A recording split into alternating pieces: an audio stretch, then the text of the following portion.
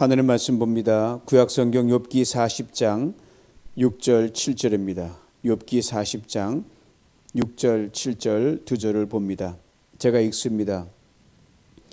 그때 여호와께서 폭풍우 가운데에서 욥에게 일러 말씀하시되 너는 대장부처럼 허리를 묶고 내가 내게 묻겠으니 내게 대답할지니라. 아멘. 우리가 아는 만큼 성숙하고 아는 만큼 인생을 즐길 수가 있습니다. 특별히 우리가 사랑하고 섬기는 하나님을 얼마나 아느냐, 그 아는 만큼 우리 믿음이 그만큼 성장하고 그만큼 인생을 탁월하게 승리로 이끌어갈 수 있습니다. 그래서 칼빈은 나를 알기 전에 하나님을 아는 것이 가장 중요하다고 그의 기독교 강의에서 얘기한 적이 있습니다. 욥 한 해 끝에서 욥이 하나님을 만나고 하나님에게 묻고 답하는 그런 가운데서 하나님이 물으십니다. 욥, 내가 나를 얼마나 아느냐. 욥은 고난 중에 하나님을 정말 간절히 찾고 만나기를 원했습니다. 하나님을 만나서 속 시원히 있는 거 다 털어놓고 아랠 건 아뢰고 묻고 싶고 또 하나님은 어떤 생각을 가지고 계시나 듣고 싶었습니다. 근데 하나님께서 길고 긴 침묵의 모드로 들어가십니다. 얼마나 답답했겠어요. 찾아도 찾아지지 않고 귀를 기울여 들리는 하나님을 향해서 욥은 답답한 심령 이렇게 토로해냅니다. 욥기 23장 3절로 7절입니다. 내가 어찌하면 하나님을 발견하고 그의 초소에 나아가랴. 어찌하면 그 앞에서 내가 호소하고 변론하는 말을 내 입에 채우고 내게 대답하시는 말씀을 내가 알며 내게 이르시는 것을 내가 깨달으랴. 그러니까 큰 권능을 가지시고 나와 더불어 다투시겠느냐? 아니로다. 도리어 내 말을 들으시리로다. 거기서는 정직한 자가 그와 변론할 수 있은즉 내가 심판자에게서 영원히 벗어나리라. 이 간절함을 아랑곳도 하나님은 계속 침묵을 이어가셨습니다. 그리고 욥기 마지막 이르러 드디어 하나님께서 무대에 등장하셨습니다. 그리고 길고 긴 질문들을 이어가셨습니다. 38장부터 시작된 하나님의 질문이 무려 70가지가 넘습니다. 이런 점에서 고난의 책인 욥기를 이렇게 불러도 결코 손색이 없습니다. 욥기는 질문의 책이다. 그렇습니다. 고난은요, 우리로 하여금 많은 질문을 던지게 만듭니다. 고난적으로 우리가 던지는 질문 많지만 이걸 압축하면 이렇게 하나로 귀결이 됩니다. 왜 내가 이런 고난을 당해야 하는가? 욥이 바로 그랬거든요. 그런데 우리만 질문을 던지는 것이 아닙니다. 하나님도 우리에게 질문을 던지십니다. 고난 중에. 욥기 마지막에 하나님의 뒤에 나타나셔서 욥에게 질문을 던지는 것이 이것을 잘 설명해 줍니다. 한두 개 아니라 70여 가지를. 이 70가지 이상의 질문을 던지시는 하나님께서 욥에게 하시는 말씀이 아주 의외입니다.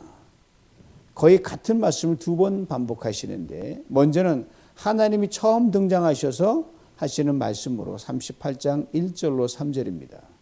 그때 여호와께서 폭풍우 가운데서 욥에게 말씀하여 이르시되 무지한 말로 생각을 어둡게 하는 자가 누구냐? 너는 대장부처럼 허리를 묶고 내가 내게 묻는 것을 대답하라. 그리고는 많은 질문들을 욥에게 막 던집니다. 정신 못 차리게. 다음은 두 번째 등장하시는데 그 말씀이 바로 오늘 본문 40장 6절 7절이에요. 그때 여호와께서 폭풍우 가운데서 욥에게 일러 말씀하시되 너는 대장부처럼 허리를 묶고 내가 내게 묻겠으니 내게 대답하라. 첫 번째 말씀은 두 번째 말씀에 없는 내용이 하나 들어가 있습니다. 뭐냐면 무지한 말로 생각을 어둡게 하는 자가 누구냐? 이 말이 첫 번째 나타났을 때 그 말이 들어가 있어요. 욥을 무지한 자라고 불렀어요. 도대체 욥이 무엇이 그렇게 무지하다는 말입니까? 친구들로부터 너 참 무식하구나 욥. 잠자코 있지 왜 이렇게 말이 많으냐. 무식하면 입을 다물고 있지. 그 소리를 셀 수 없이 들었던 욥이었습니다. 욥도 엄청나게 많은 말을 쏟아내면서 실수도 했습니다. 감정의 쓴뿌리가 엄청나게 뻗어나갔습니다.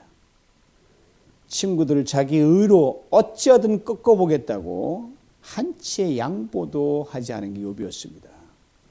이것을 하나님이 지적해 주신 겁니다. 즉 이런 말씀이에요. 너 잠자코 있었으면 좋았을 것을. 마치 내가 다 아는 것처럼 그렇게 말을 많이 쏟아냈다. 많은 말이 오히려 내 무지를 드러냈다. 말이 많으면 실수가 있게 마련이고 말이 많으면 이 팩트가 벗어날 때가 많이 있거든요. 나도 너를 외면한다는 식으로 그렇게 강하게 여러 차례 어필하지 않았느냐. 나에게도 너 그렇게 말을 내뱉었다. 그럼 하나님께서 욥에게 무지하다고 말씀하시는 것이 단지 이것만 의도하신 것일까요? 그러면 욥이 미치고 팔짝 뛰는 거죠. 아무 위로도 없고 뭐 하니까. 근데 그렇지 않다는 말입니다. 여기서 한 걸음 더 깊이 나아가서 이 말씀을 되새길 수 있어야 됩니다. 무지란 하나님의 사랑에 대한 무지를 하나님이 말씀하고 계십니다. 맞습니다. 지금 내가 사랑을 받고 있음에도 불구하고 여러분, 나는 사랑을 전혀 못 받고 있다. 이걸 모르는 것이 가장 큰 무지입니다. 첫 번째 말씀인데 하나님께서 욥에게 속사포처럼 질문들을 막 쏟아붓습니다. 이 질문들 중에 여러 짐승들에 관한 질문이 등장하는데 수탉을 시작으로 해서 사자 그리고 독수리로 끝이 납니다. 그런데 이 짐승들에 관한 질문을 던진 요지가 바로 이겁니다. 욥아, 내가 정말 너를 많이 사랑하거든. 내가 너를 정말 많이 생각하거든. 수탉 좀 봐라, 수탉을. 사자를 봐라. 독수리도 봐라. 이 미문인 짐승들을 내가 이렇게 돌보고 먹이는데 하물며 너는 말할 필요가 없지 않느냐. 이 말씀을 압축하면 오늘 말씀의 제목이에요. 내가 나를 도대체 얼마나 안다고 이렇게 입을 떠벌리고 말이 많은 이 말이에요. 조금 풀면 이렇게 돼요. 욥아, 너를 향한 나의 사랑을, 너에 대한 나의 생각을 내가 도대체 얼마나 알고 있는 거냐. 이렇게 묻고 있는 겁니다. 까마귀에 대해서 물으시는 대목만 참 살펴봅니다. 욥기 38장 41절이에요. 까마귀 새끼가 하나님을 향해 부르짖으며 먹을 것이 없어서 허우적거릴 때 그것을 위하여 먹이를 마련하는 이가 누구냐. 여기서 많이 보고 들은 말씀 같은 느낌이 안 들어요? 예, 예수님께서 훗날, 이부터 아주 세월이 흐르는 훗날 제자들에게 이와 같은 취지의 말씀을 그대로 들려주셨거든요. 마태복음 6장 26절이에요. 공중의 새를 보라. 심지도 않고 거두지도 않고 창고에 모아 들이지도 아니하되 너희 하늘 아버지께서 기르시나니 너희 이것들보다 귀하지 아니하냐. 그리고 이 말씀에 들꽃인 백합화를 하나 더 얹어서 이렇게 말씀하셨습니다. 들의 백합화가 어떻게 자라는가 생각해 보라. 수고도 아니하고 길쌈도 아니하느니라. 오늘 있다가 내일 아궁이에 던져지는 들풀도 하나님께서 이렇게 입히시거든. 하물며 너일까 보냐 믿음이 적은 자들아. 주님도 제자들에게 믿음이 적은 자들이라고 책망하셨습니다. 하나님께서 욥의 무지함을 책망하는 것과 같은 맥락입니다. 여러분, 믿음이 꼭 있어야 믿음 없으면 사람이 무식해지고 멍청해집니다. 욥 고난 중에서 너무 힘들고 고통스러운 나머지 상상할 수 없이 많은 말을 스스로에게 내뱉었고 그리고 친구들과 논쟁하면서 말을 내뱉었습니다. 이로 인해 자신의 엄청난 고난을 하나님이 자신을 여전히 변함없이 사랑하고 돌보고 계신다는 것과 연결시키지 못해서 하나님 사랑은 따로 노는 거고 내 고난 따로 노는 이 연결이 안 되니까 너무너무 괴로운 거죠. 특별히 자신에 당한 고난의 이유를 알 수 없기에 더욱 고통스러웠습니다. 평안할 때 하나님, 고난 중에 하나님 욥에게는 그렇게 달리 느껴질 수가 없었습니다. 그러나 욥, 하나님의 길고 긴 질문을 묵상하면서 이 무지에서 탈피하고 이렇게 깨닫게 됩니다. 하나님께서 나의 고난 중에 나보다 더 아파하신다. 나보다 더 힘들어하신다. 나보다 더 뜨거운 눈물을 흘리신다. 이걸 욥이 끄트머리 가서 깨닫게 된 겁니다. 그리고 이렇게 하나님께 대답합니다. 욥의 대답을 들어보세요. 저 참 못난 사람입니다, 하나님. 제가 뭐라고 주님께 그 물음에 대답할 수 있겠습니까? 다만 손으로 입을 막을 뿐입니다. 이미 말을 너무 많이 했어요. 수 담을 수가 없습니다. 더 할 말이 없습니다. 여전히 다 이해할 수 없죠. 여전히 아프고 힘들고 눈물이 나고 힘듭니다. 그래서 하나님 쏟아진 질문에 욥은 이렇게 반박할 수가 있었어요. 하나님, 저 지금 너무 아프거든요. 친구로부터 상처받은 거 보셨잖아요. 그런데 하나님 긴 침묵을 깨고 나오셔서 고작 하신다는 게 이렇게 많은 질문으로 저를 몰아붙이시는 겁니까? 라고 할 수 있었어요. 그런데 욥은 그렇게 하지 않았다는 사실입니다. 이게 놀라운 거예요. 엄청난 고난 중에 하나님 여전히 자신을 사랑하신다고 깨닫고 이제 욥이 입을 닫습니다. 사랑의 무지에서 사랑의 성숙으로 욥이 한 단계 올라갔음을 말해줍니다. 입을 딱 막는 건 화가 나서 막는 것도 있고, 아 그래 맞다 다 맞다 내가 다 잘못 이런 거 입다는 게 욥은 후자예요. 그리고 욥은 하나님의 책망을 자신을 사랑하시는 음성으로 탁월하게 해석을 합니다. 고난을 통해 욥은 하나님의 사랑을 그 인생에서 가장 깊고 높게 경험합니다. 그렇습니다. 고난 좋아할 사람 어디 있습니까? 인생 살면서 고난 없는 게 없잖아요. 그리고 하나님은요, 이 고난을 통해 우리를 당신의 사랑에 대한 무지와 유치함에서 성숙함으로 반드시 나아가게 하십니다. 그러기 시편 110편 71절은 이렇게 분명하게 우리에게 말해줍니다. 고난당한 것이 내게 유익이라 이로 말미암아 내가 주 율례들을 배우게 되었습니다. 이 말을 이렇게 바꿔도 전혀 손색이 없어요. 고난당한 것이 내게 유익이라 이로 말미암아 내가 하나님의 사랑을 배우게 되었습니다. 욥이 이것을 깨달았어요. 올 한 해 동안 우리 각자에게도 크고 작은 힘들고 어려운 고난들이 있었습니다. 그때는 고난만 보였거든요. 이제 이쯤에서 돌아보니 하나님의 더 강한 사랑의 시간과 사건들이었음을 미미하나마 깨닫게 됩니다.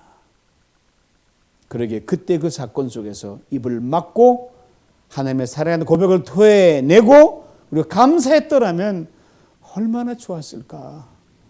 이런 때 아닌 후회가 적어도 앞서고 여러분도 마찬가지로 생각을 합니다. 욥도 분명 그랬을 것 같아요.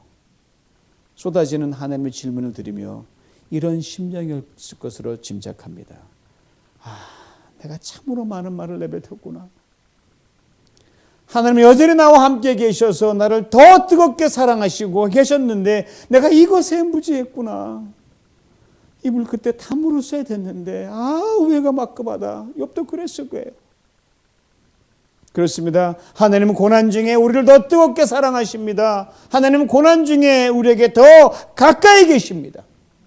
이 한 가지 사실을 언제나 어디서나 어떤 상황에서도 꼭 기억하는 우리 모두가 될 수 있기를 원합니다.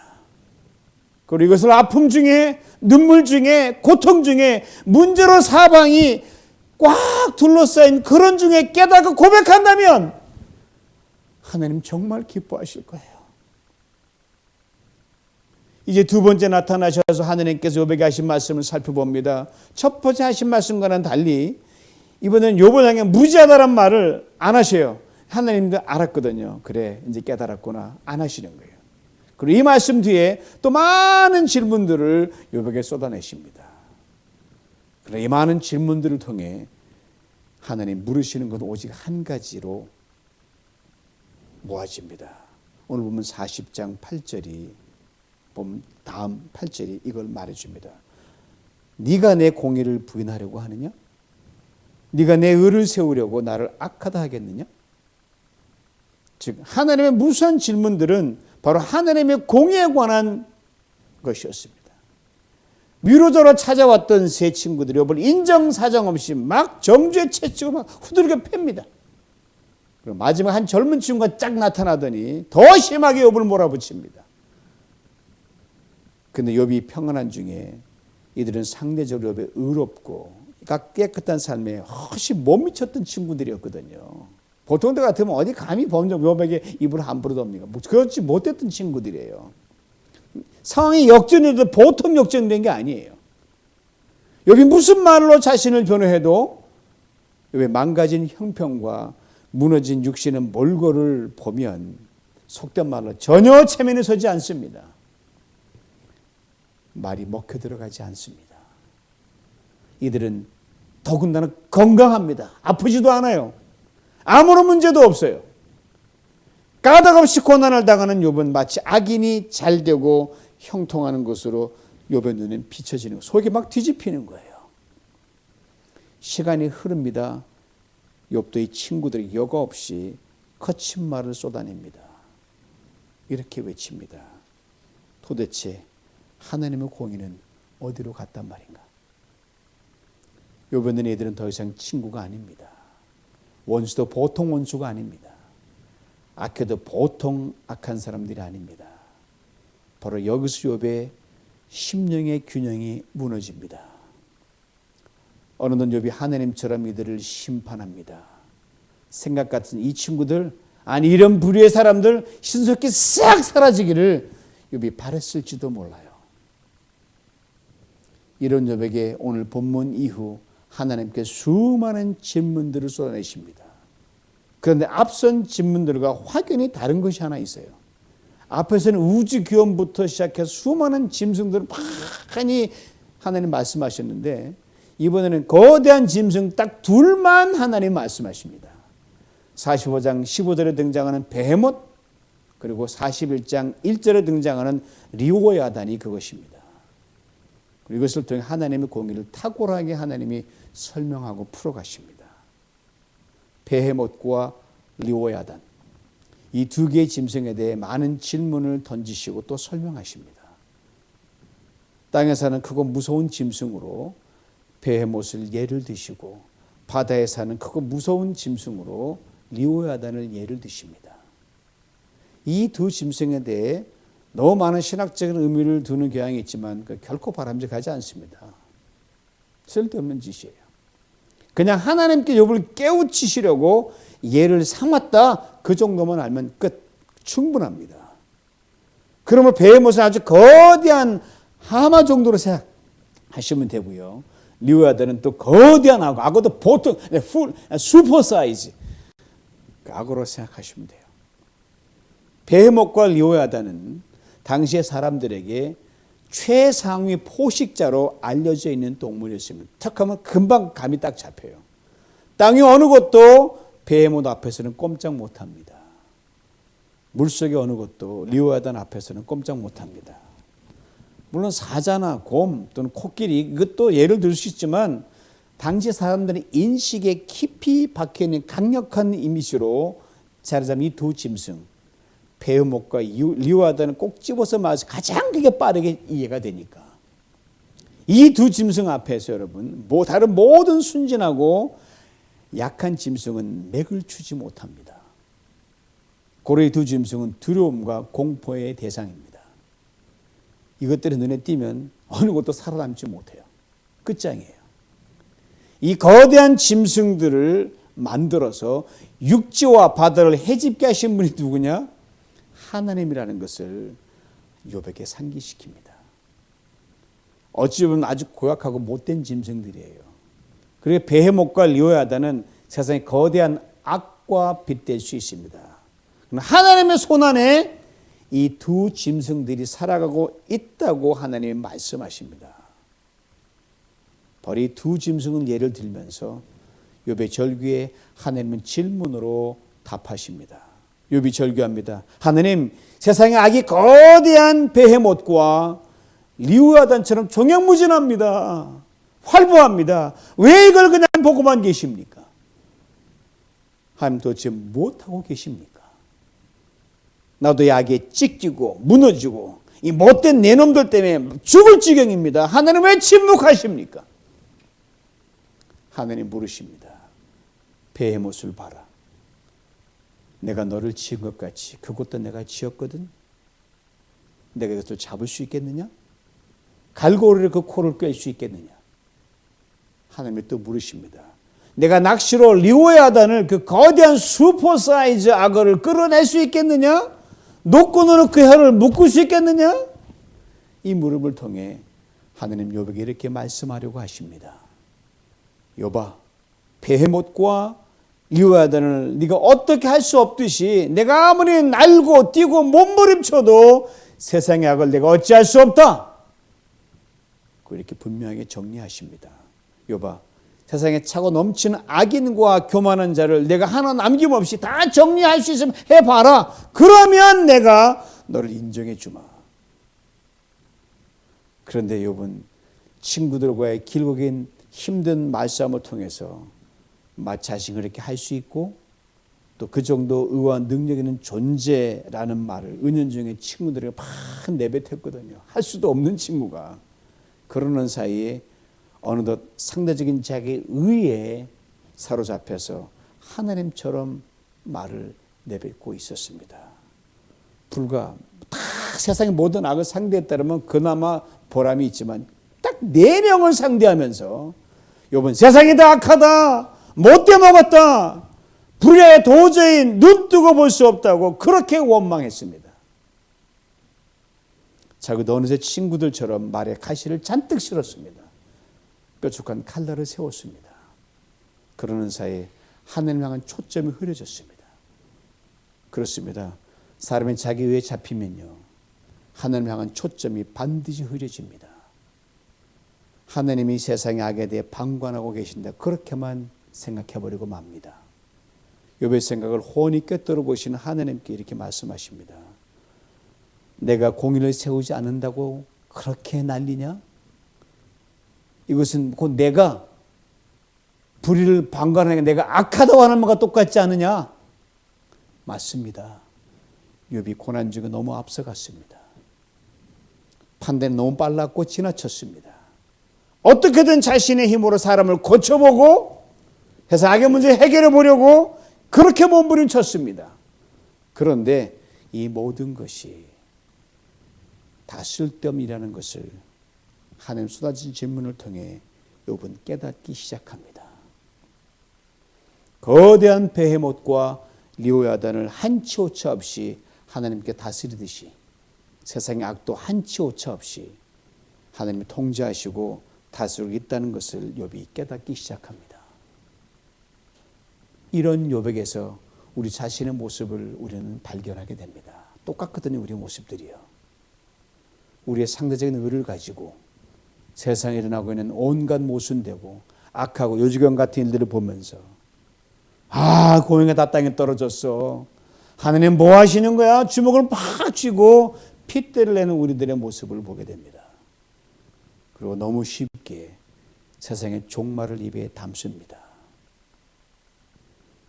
내 눈에 내 귀에 거스르는 세상에 누군가를 가차없이 정죄합니다. 저 어디 갈 놈, 이렇게.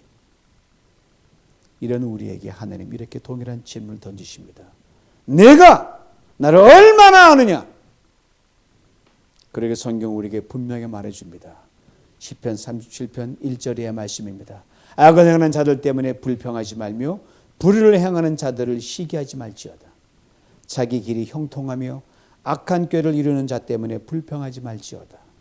분을 그치고 노를 버리며 불평하지 말라. 오히려 악을 만들 뿐이라. 그렇습니다. 하나님 우리를 이 땅에 보내신 것은 여러분, 악을 모조리 멸하고 청소하는 싸움꾼으로 살아가라고 하심이 결코 아닙니다. 이것은 하나님 몰라도 한참 모르는 겁니다. 하나님 모르시는 것이 아닙니다. 정확하게 다 알고 계세요. 다만 당신이 주신 인간이, 사람들이 하나님께로 돌아오기를 그토록 참고 기다리고 계실 뿐입니다. 하나님 우리에게 요구하시는 것은 오직 하나뿐입니다. 예리 시편 37편 3절 4절 이렇게 말씀합니다. 여호와를 의뢰하고 선을 행하라. 땅에 머무는 동안 그의 성실을 먹을거리로 삼을지어다. 또 여호와를 기뻐하라. 그 내 마음의 소원을 내게 이루어 주시리로다. 욥이 무수한 말을 내뱉으면서 이 소명을 잊었습니다. 하나님은 향한 초점이 흐려졌습니다. 욥이 정말 잃어버린 것은 여러분, 그의 재산과 자녀가 아니었습니다. 건강도 아니었습니다. 욥이 진정 잃어버린 것은 하나님 앞에서 오직 그가 전처럼 힘써 행할 선에 대한 집중력을 그는 잃어버렸습니다. 하나님에 대한 초점이었습니다. 사실 욥기를 아무리 읽어봐도 여러분, 수백 번 읽어봐도 욥기의 저자는요, 고난에 대한 그 어떤 해답도 말해주지 않습니다. 그렇습니다. 고난에 대한 답은 오직 하나님만이 알고 계십니다. 그리고 우리는 고난 중에 두 가지에 집중하기를 욥기의 저자는 우리에게 말해줍니다. 첫째, 하나님의 사랑에 대한 무지에서 벗어나라. 즉 고난 중에 하나님은 더욱 강하게 우리를 생각하고 사랑하신다는 이 사실을 기억하라는 거예요. 둘째로 오직 여호와를 기뻐하고 선에 집중하라. 예수님 땅에 계실 때 길 가시다가 날 때부터 맹인된 사람과 마주치셨습니다. 그 모습 보던 제자들이 이렇게 다짜고짜 묻습니다. 선생님, 이 사람이 눈먼 사람으로 태어난 것이 누구의 죄 때문입니까? 이 사람의 죄입니까? 이 부모의 죄입니까? 예수님이 이렇게 대답하셨습니다. 이 사람이 죄를 지은 것도 아니요, 그의 부모가 죄를 지은 것도 아니다. 하나님께서 하시는 일들을 그에게서 드러내시는 것이니라. 고난 중 우리가 우리 자신은 물론 다른 사람 그리고 세상을 어떻게 바라보아야 하는지를 분명하게 일깨워주는 말씀입니다. 욥기의 저자가 결코 말해주지 않는 고난에 대한 답변이 바로 예수님의 말씀 속에 들어있습니다. 고난 중에 하나님의 일들을 나타내고자 하신다는 것, 이게 답이에요. 그렇습니다. 하나님은요, 고난 중에 우리가 여전히 하나님으로부터 사랑을 받고 있는 귀한 존재임을 일깨워 주십니다.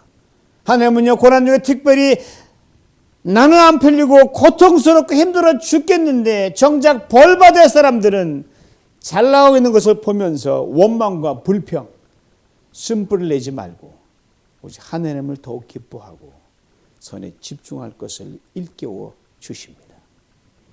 왜요? 고난 중에 하나님의 사랑이 더욱 꽃이 피기 때문입니다. 고난 중에 하나님의 선하심이 더욱 선명하게 드러나게 하는 것이 하나님의 최대의 관심사이기 때문입니다. 이 하나님께서 한 해 끝에서 이렇게 우리에게 또 물으십니다. 내가 나를 도대체 얼마나 아느냐? 하나님의 이 물음에 겸손히 이렇게 고백할 수 있었으면 좋겠습니다.